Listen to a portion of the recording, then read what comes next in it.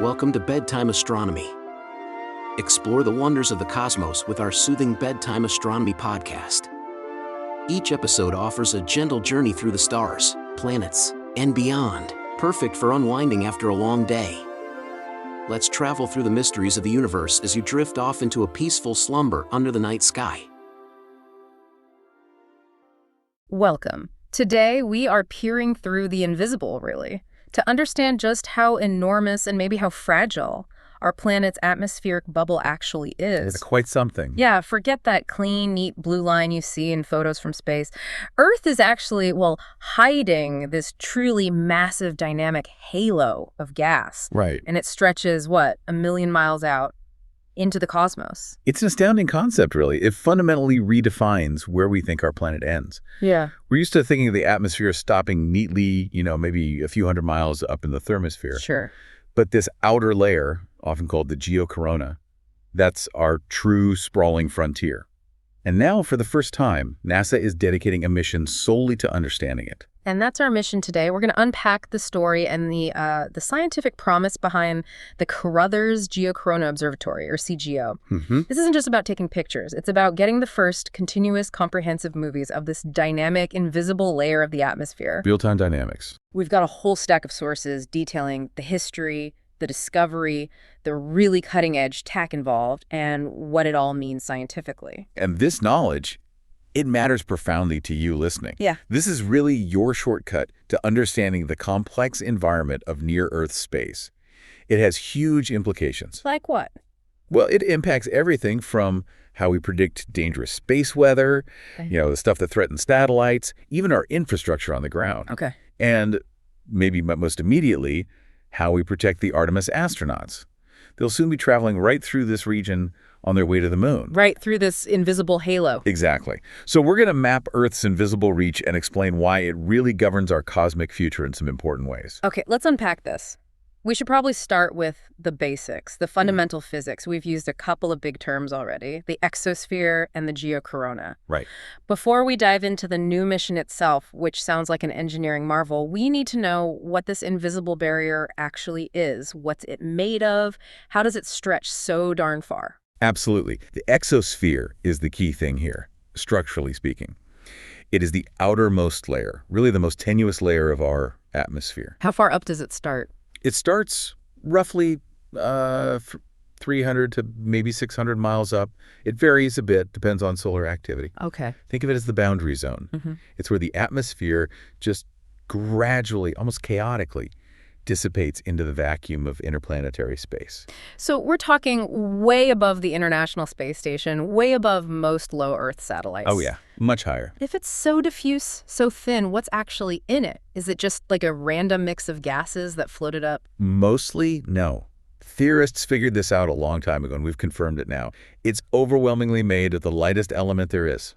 Neutral hydrogen atoms. Just hydrogen. Why hydrogen? Well, because the atmosphere gets progressively hotter as you go up through the thermosphere, right? Right. So the atoms way up at this altitude, they get really energized. They're moving at extreme speeds.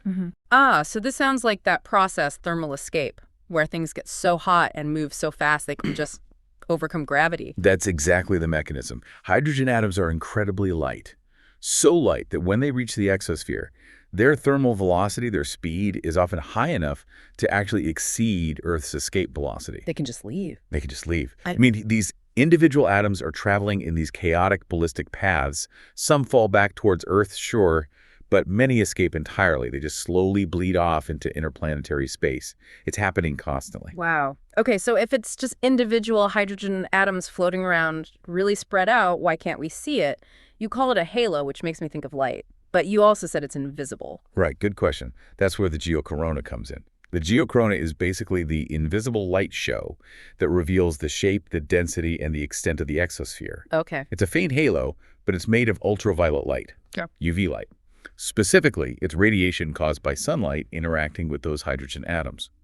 Solar Lyman alpha light, to be precise. Lyman alpha? That's the characteristic spectral line of hydrogen, isn't it? Exactly. So when the hydrogen atoms way out there in the exosphere get hit by this Lyman alpha radiation coming from the sun, they absorb that energy for a split second. And then they immediately re-emit or scatter that same UV photon. Ah, like a tiny echo. Sort of, yeah. And this scattering process creates a measurable glow, but it's incredibly faint. And it's in the UV spectrum, which our eyes can't see. So that faint UV glow is the geocorona. That's the geocorona. And you need very specialized instruments, UV cameras, to actually map its shape and monitor how it changes over time. So we've got this enormous escaping cloud of hydrogen that's the exosphere. Right. And it's revealed only by its faint UV glow that's the geocorona. You got it. What's fascinating, though, is that even before this brand new mission, scientists kind of knew the geocorona was hiding this massive secret about how big our atmosphere really is. That's right. Before CGO, the new NASA effort, we had very little comprehensive data. Just snapshots, really. Scientists could only speculate, sometimes wildly, about how far the atmosphere truly extended. What were the boundaries? How did it all work internally? Exactly. And that uncertainty was entirely rooted in the fact that we couldn't see it clearly. Not from Earth, not even from low Earth orbit. You really need to get outside the halo to properly measure the halo. Which brings us perfectly to a moment in space history that's absolutely fundamental here. It's why this new observatory is needed, and it explains the name. We have to talk about the pioneer, Dr. George Carruthers. Yes, Dr. Carruthers, a brilliant physicist and engineer.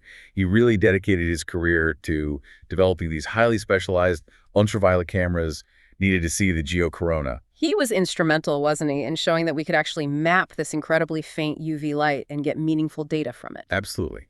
And the sources make clear this wasn't an overnight thing. He didn't just sketch the final instrument on a napkin. No, he had to launch prototypes first. On sounding rockets, test rockets. It was a methodical, step-by-step process of refining the technology needed to capture this specific kind of light that nobody had really imaged well before. It sounds like a huge technical challenge. UV light is tricky, right? It gets absorbed easily. Tremendous challenge. UV is easily absorbed by normal glass, even by the thin atmosphere itself if you're too close. So building a working camera meant dealing with vacuum technology, unique materials for lenses and detectors. Really pushing the envelope. And all that work culminated in this pivotal moment in April 1972, during the Apollo 16 mission. That's the one. People think of Apollo from moon rocks, geology mostly. Yeah. But this was a key scientific experiment that had nothing directly to do with the moon's surface itself. What did they do? As part of their lunar surface activities, the Apollo 16 astronauts, John Young and Charles Duke, set up Carruthers' specially developed camera. It was called the Far UV Camera Spectrograph. Where did they put it? Right there on the moon, in the Descartes Highlands region. Wow. So this was it. This instrument, sitting on the moon's surface, looking back at Earth, it gave humanity our first direct, clear glimpse of the geocorona, mapped against the blackness of space. The images were historic, groundbreaking. It sounds like a total scientific triumph. But you said earlier there was a twist. This is where it gets really interesting, right? The images were stunning, but they also revealed a massive problem with how we understood the atmosphere's scale. Exactly. The finding was so unexpected that Laura Waldrop, who's the principal investigator for the new CGO mission, she described those original Apollo 16 results as really shocking. Shocking? Why shocking? What did they see or not see? Well, the shock was that the camera, even though it was way out there on the moon, wasn't actually far enough away to capture the entire geocorona in its field of view. Wait, seriously, the camera on the moon was too close. Too close. They discovered that the camera was sitting inside this massive atmospheric halo itself. Yes.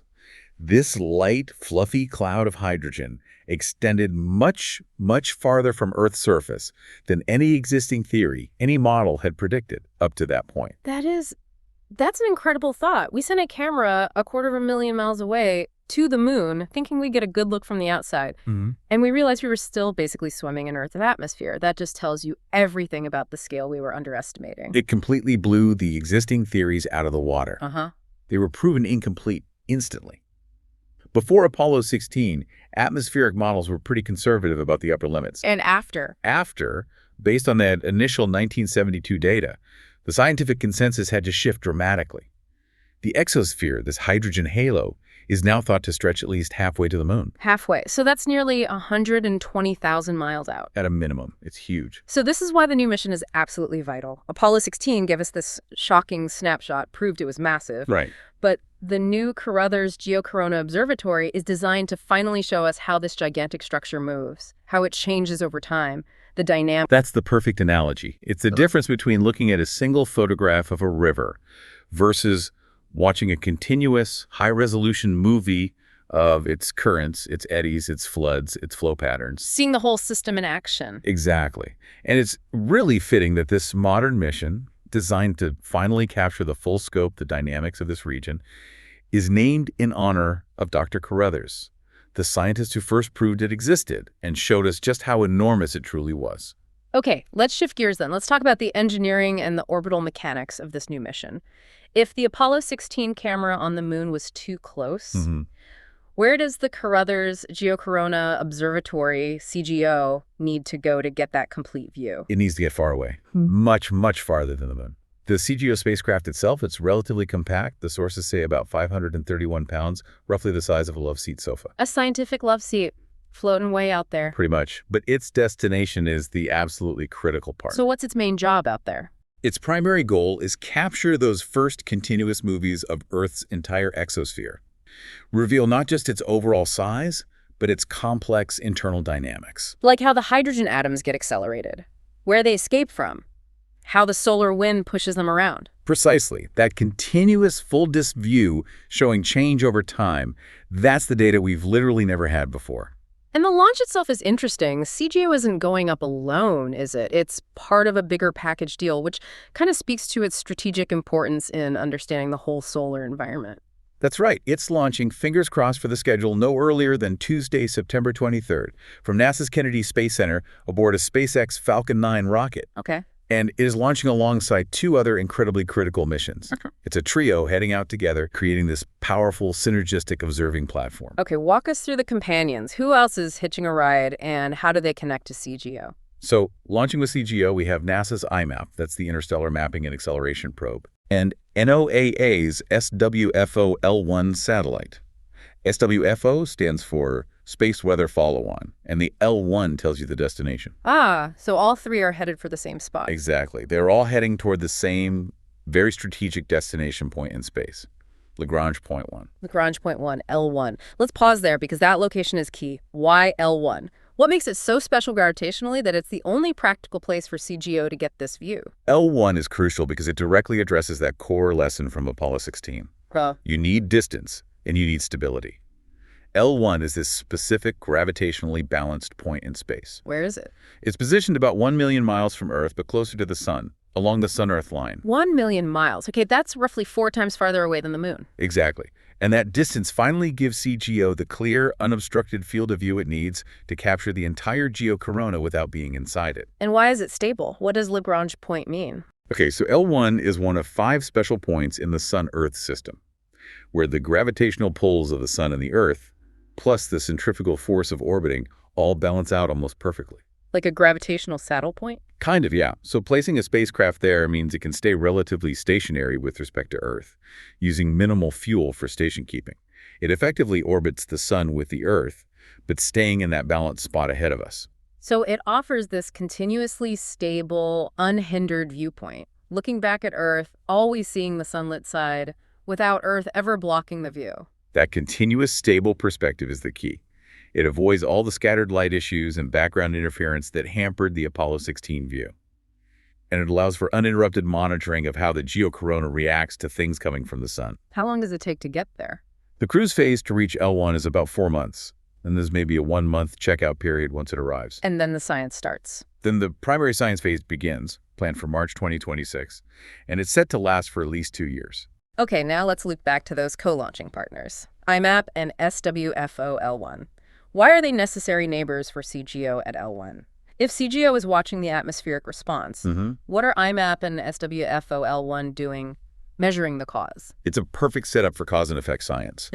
SWFO-L1, being right there between the sun and Earth at L1, its main job is to stare at the sun. Looking for trouble. Exactly. Monitoring solar flares, watching for coronal mass ejections, CMEs.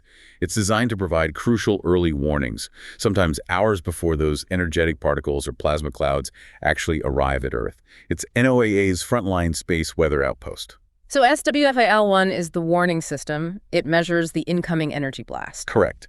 IMAP, meanwhile, is a bit different. It's designed to study the more fundamental physics of the heliosphere. That's the giant magnetic bubble created by the sun that envelops the solar system. How particles get accelerated by the sun, how the solar wind works, that kind of stuff. Right. how the solar wind interacts with the interstellar medium beyond our system. Yeah. It measures the fundamental properties of the solar wind itself, the magnetic fields, the cosmic rays constantly bombarding us. It's looking at the ambient conditions and the particle physics. Okay, so SWFO L1 sees the big eruptions coming. IM measures the details of the particles and fields within those eruptions and just the general solar wind. And then CGO takes the baton. It watches how Earth's tenuous exosphere, our outermost boundary, reacts in real time to those measured inputs from its neighbors. Precisely. That systematic view lets scientists directly connect the dots. Yep. Here's the solar event from SWFO-L1. Here are the properties of the particles hitting us from IM, and here's exactly how the geocorona responded from CGO. It creates this incredibly comprehensive picture of space weather, doesn't it? From the eruption source, through its journey across space, right to its impact on our planet's boundary layer. It maximizes the scientific return for all three missions. They really complement each other perfectly. Now, to actually capture these continuous movies from L1, CGO uses two main instruments, right? Both specialized UV cameras, but they work together. Yes, two cameras designed to cover both the close-in action near Earth and the vast far-out scope simultaneously. They look at slightly different things. Okay, what's the first one? The first is the near-field imager. As the name suggests, this camera is optimized to look closer to the planet. It uses a specific range of UV wavelengths suited for that region. The mission scientist said it lets them zoom up really close. What are they looking for right near the planet? Isn't the main action way out? Well, they need to see the source dynamics, too. The near-field imager focuses on how the exosphere is varying closer in. Where is the hydrogen coming from? Maybe from water molecules breaking down lower down. What are the initial escape processes? Tracking atoms just starting their journey or maybe falling back. Exactly. It requires different optical properties because the UV light scatter is actually denser closer to Earth. So you need to filter and image that differently than the really faint stuff way out. Okay, so that's the close-up view. Then there must be the wide-field imager. Is that the one designed to solve the Apollo 16 problem, seeing the whole picture? Precisely. The wide-field imager is built with a much larger field of view.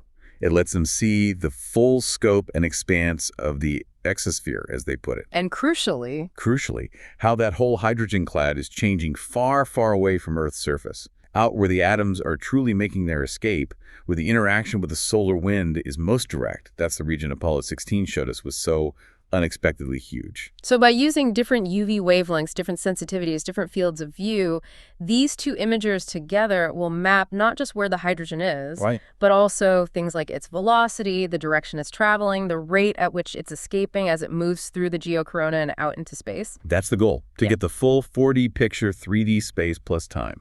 Which brings us finally to the really big so what question. Okay, we map the dynamics of this million-mile-long hydrogen halo in exquisite detail. What does that actually do for us here on Earth and maybe even beyond? Well, the most immediate, you could say life-critical relevance of this mission is space weather forecasting. And tied to that, planetary protection. Right, which is why it's launching with NOAA's dedicated space weather satellite, SWFO L1. Exactly. We often talk about solar flares or CMEs reaching Earth, causing those beautiful auroras, but also potentially knocking out power grids or damaging satellites. Yeah. But we have to remember, those eruptions, that blast of energy and particles, it hits the exosphere and the ionosphere first. That's the front line. It is. And the exosphere acts as our first line of defense. Or maybe more like the first point of contact. Yeah, maybe point of contact is better. When those highly energized particles from the sun slam into those hydrogen atoms in the geocorona, it triggers this complex chain reaction. That energy cascades downwards, eventually causing those dangerous geomagnetic storms closer to the ground. So understanding how the exosphere initially reacts, does it compress? Does it expand? Does it channel that energy differently depending on the storm? That's essential for making better predictions. It's absolutely essential for refining the forecast models. If we know the state of the geocorona before the storm hits, and we see how it responds initially, we can predict the downstream effects much more accurately. And this connects directly to human exploration, doesn't it? You mentioned Artemis. This is a core requirement for protecting those astronauts. It really is. When astronauts travel beyond Earth's protect magnetic field, which they do on the way to the Moon or Mars, they are far more vulnerable to intense bursts of radiation from severe space weather events. That journey to the moon takes several days. They need highly accurate, real-time forecasts to know if a big solar particle event is coming, so they know when to shelter inside the most shielded parts of their spacecraft. Exactly. Knowing the density, the structure, the dynamics of the exosphere, which is what CGO will map, continuously helps make those radiation predictions much more reliable. It provides better input data for the complex models that forecast radiation exposure levels. So if we can accurately forecast that initial atmospheric reaction CGO sees, We give the crews a much safer transit window for traveling to the moon, and eventually for future Mars missions, too. It's about managing risk. Okay, so astronaut safety is paramount. But let's pivot to the second big science goal. This whole atmospheric escape process. You mentioned hydrogen is a building block of water, HO.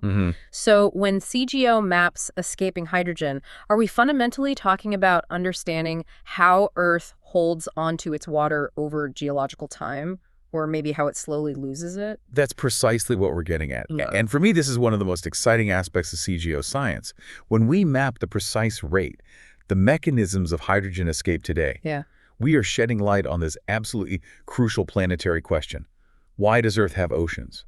Why does it retain vast amounts of water while other seemingly similar planets like Mars or maybe even Venus appear to have lost most of theirs over billions of years? It's that fundamental planetary struggle, isn't it, between keeping your water and having it stripped away or leak out? It is. We think Mars was much wetter and warmer early on, right? Yeah, the evidence for ancient rivers and lakes is pretty strong. But then it lost its global magnetic field, its atmosphere thinned out, and most of the surface water vanished.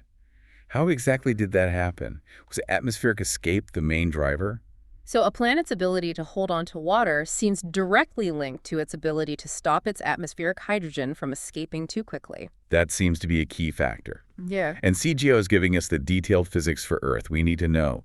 Is the escape purely thermal, just atoms getting hot and fast enough?